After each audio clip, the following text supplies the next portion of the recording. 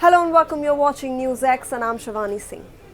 Imagine sitting in your home on a quiet Saturday afternoon when suddenly the windows rattle, the walls shudder and a sound like a thunderous explosion echoes through the sky.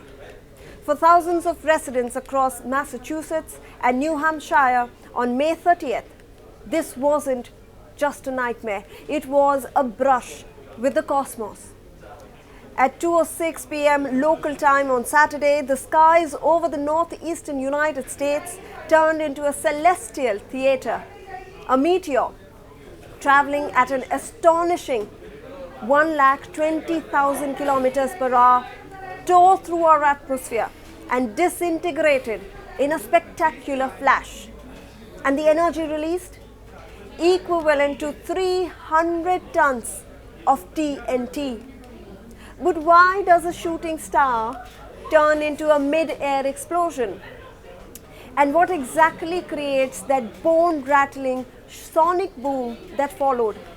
Well, let's break down that science of what happened. First, let's dispel a myth. Meteors don't explode like a bomb with chemicals or gunpowder. What happened yesterday was an airburst. When a space rock enters our atmosphere at such hypersonic speeds, it hits a wall of air, and the air in front of the meteor is compressed violently, creating immense heat and pressure.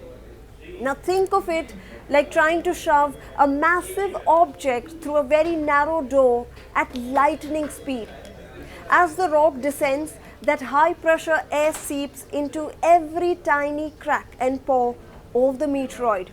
Eventually, the structural integrity of the rock is overwhelmed by the sheer force of the air and it shatters instantaneously.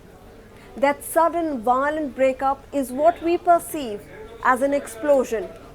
A brilliant fireball in the sky and a thunderous sound wave on the ground. Now let's talk about that boom. You've likely heard the term sonic boom in the context of fighter jets breaking the sound barrier. Well, the principle is the same.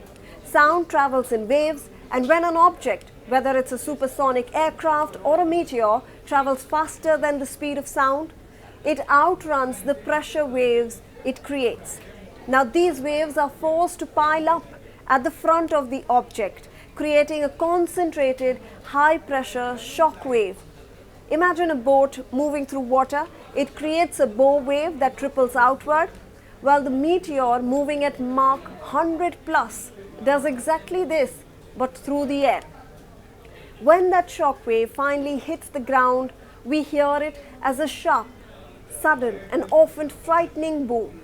In yesterday's case, because the meteor was large, likely about a yard wide, that shock wave carried the force of 300 tons of TNT, enough to shake homes and rattle windows across 2 states. I know what you're thinking. Is this dangerous? Well, and should we be worried? Well, NASA and the American Meteorological Society and the Meteor Society as well have been very clear.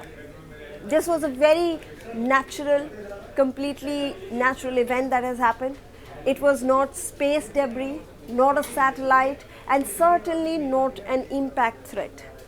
Most of these rocks burn up harmlessly as tiny shooting stars, and occasionally one is large enough to survive the initial entry and give us a show like this. Well, statistically, you are far more likely to win the lottery than to be hit by a piece of a meteor. Now, they almost always break apart high above our heads, usually around 40 to 60 kilometers up. The fragments, if any reach the surface, are usually tiny and end up in the ocean or in uninhabited areas.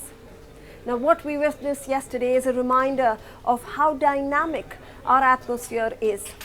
It's our shield, effectively absorbing these high-speed visitors and turning potential impacts into harmless light shows.